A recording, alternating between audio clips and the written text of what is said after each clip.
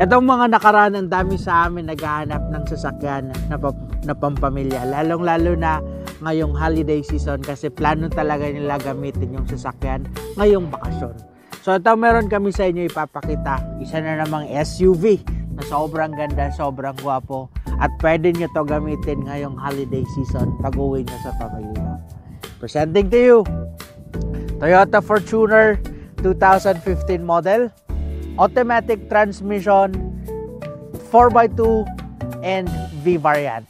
Diesel engine din po ito kaya sobrang lakas ng sobrang lakas ng power niya. Okay?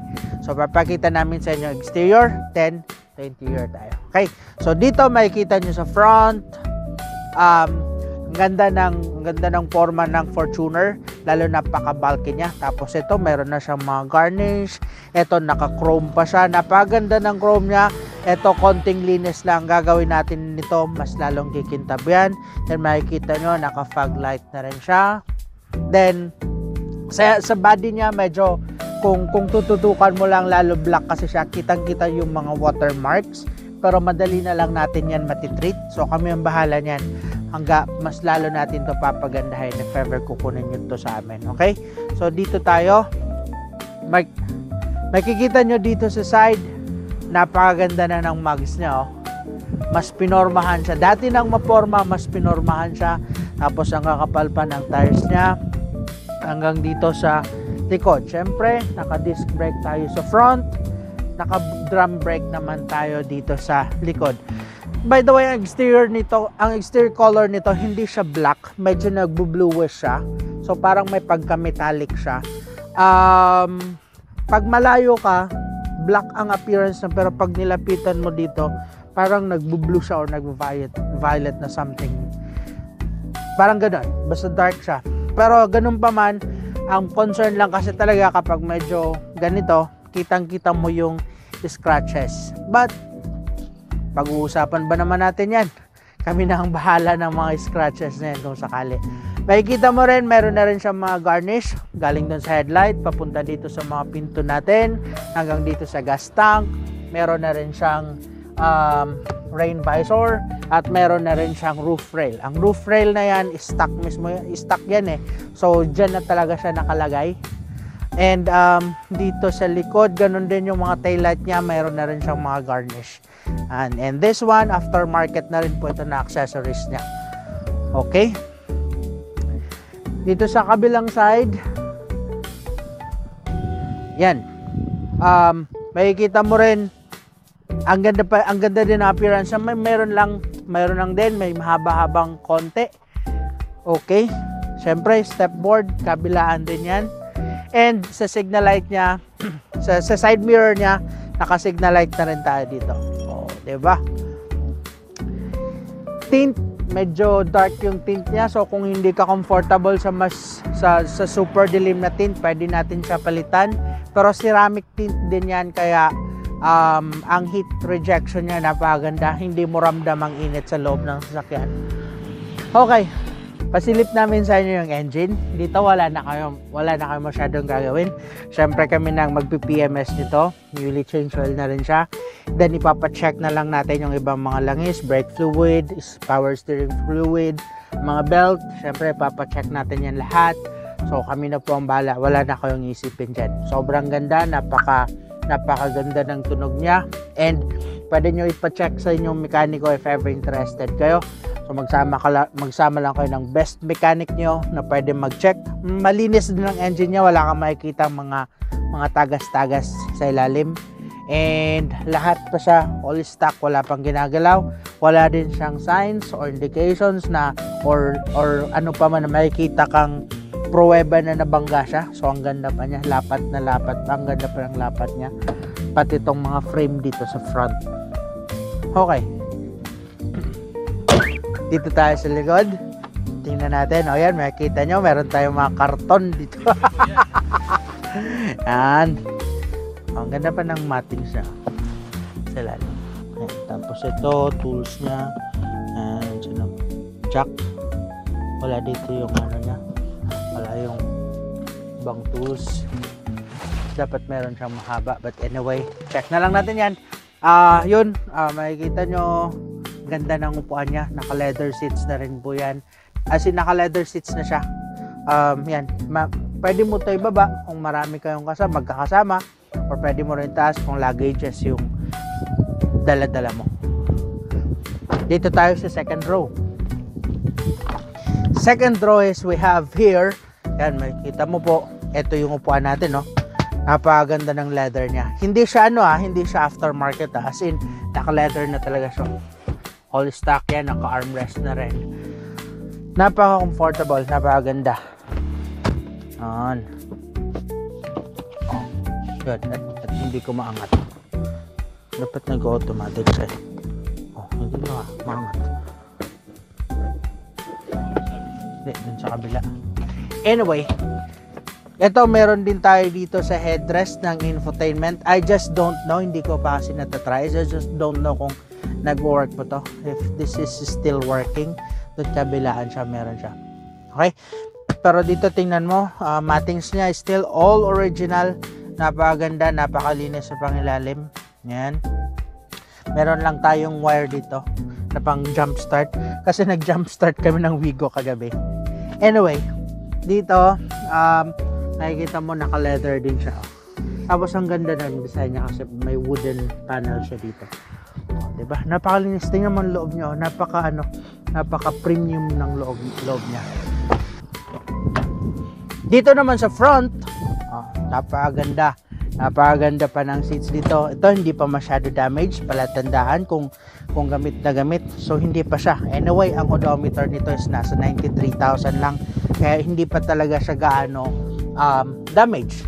So sa 2015 model, napakaganda pa sa 93,000 odometer. So yan, naka Android monitor na rin siya. Meron din siyang dashcam. Ito, napakaliit ng dashcam sa likod. Yan. Tapos meron din siyang reverse camera. So dito mo makikita yung likod mo. Okay? Then ano ba?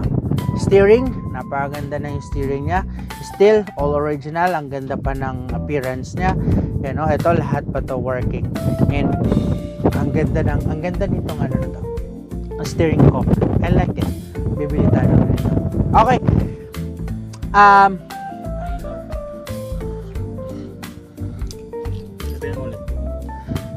Alright. Dito sa dashboard, umanti ba tayo? Dito sa dashboard, makikita mo, yan ang mga indicators niya. Lahat working yan.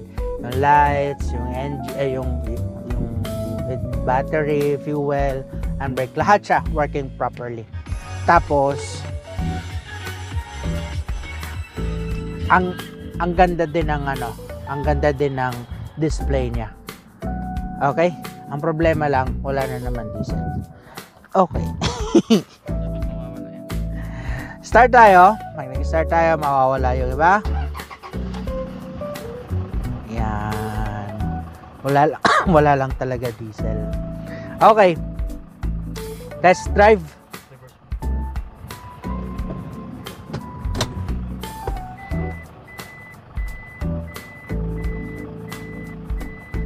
Yan no. Yan ang camera natin no.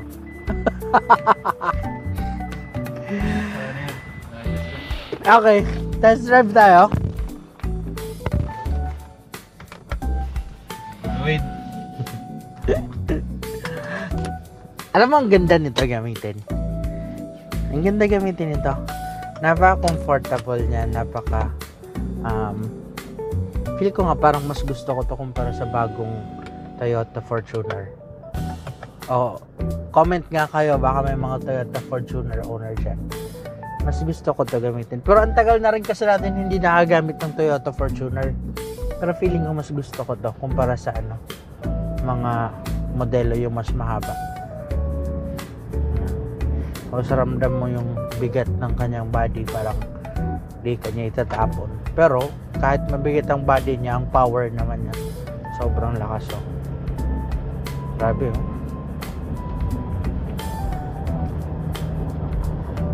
maning-mani nito yung kung maglo-long distance ka. Ang sarap nito gamitin pag long distance. Kasi yung power niya, mararamdaman mo talaga eh. Pag nag-overtake ka, pag bomba mo ng accelerator, talagang ibubuga niya yung takbo niya. Napakaganda. Hindi ako matulog may mag-overtake sa ako.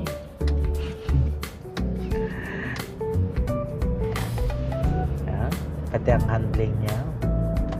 Okay, sa handling naman niya, medyo may kabigatan ng konti.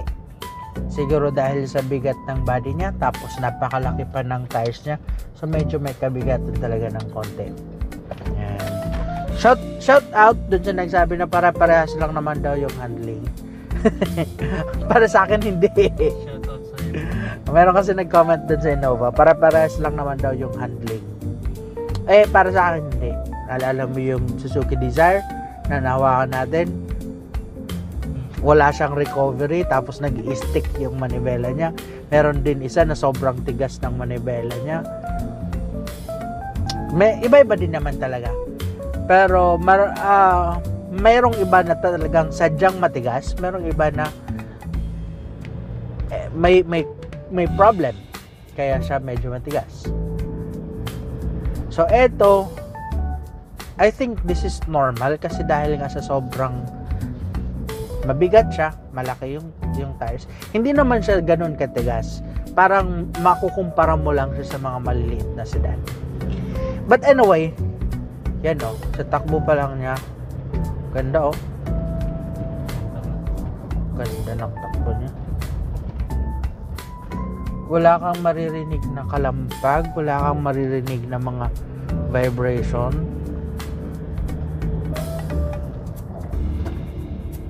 Okay. Nice, napaka-nice niya.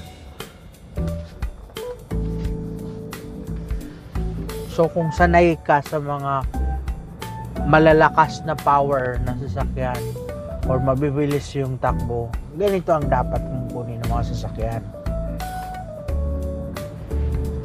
Diba? Konting apak mo lang sa accelerator. Medyo may concern lang ako nararamdaman. Yung brake niya medyo lubog. So, ito yung mga kailangan natin i-check. Lumulubog siya. Pero okay, kumakagat naman. Medyo malalim nga lang talaga. Okay. Regarding sa price nitong Toyota Fortuner, a little bit higher talaga siya. Medyo mataas-taas talaga yung presyo nito, but price is also reasonable naman. Free na namin yung transfer of ownership, free na rin namin yung ceramic coating. Kami na ang bahala sa interior and exterior detailing. Medyo matrabaho nga lang, pero kami nang gagawa nun lahat-lahat kung sakali. So asking price for this one is 880,000 and price is still negotiable upon viewing. Pag-usapan na lang natin if ever interested kayo. Okay?